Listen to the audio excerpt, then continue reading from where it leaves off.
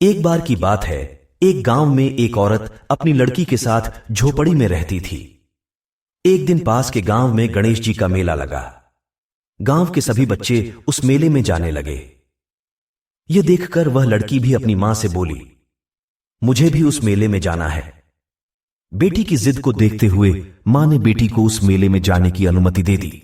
मां ने उस लड़की को मेले में जाने से पहले 2 लड्डू और एक बोतल में पानी दिया। मां ने कहा कि इसमें से एक लड्डू और थोड़ा पानी गणेश जी को दे देना और एक लड्डू और बाकी पानी तुम पी लेना। वह अपनी मां को ठीक है कहकर मेले में चल पड़ी। मेले में जाकर लड्डकी मेला देखने लगी। इसके बाद शाम हो गई। सभी लोग मेले से घर की तरफ जाने लगे। तभी लड्डकी को अपनी मां की बात याद आई। वह लड़की गणेश की मूर्ति के सामने बैठ गई और उसने कहा कि गणेश जी, आप एक लड्डू खा लो और पानी पी लो। इसके बाद मैं अपने घर चली जाऊंगी।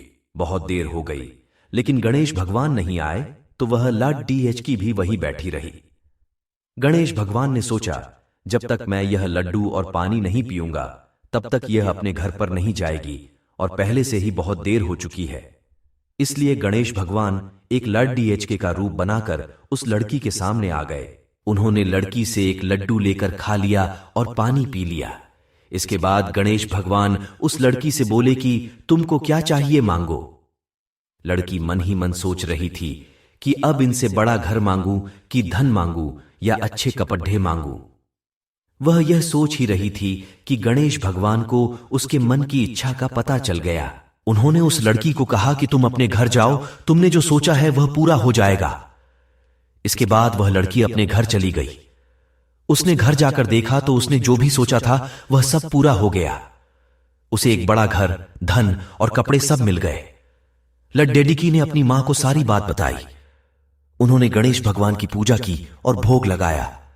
इस तरह गणेश भगवान अपने सभी भक्तों की इच्छा को पूरी करते हैं। बोलो गणेश भगवान की जय हो। कहानी सुनने वाले को और सभी पर अपनी कृपा रखना।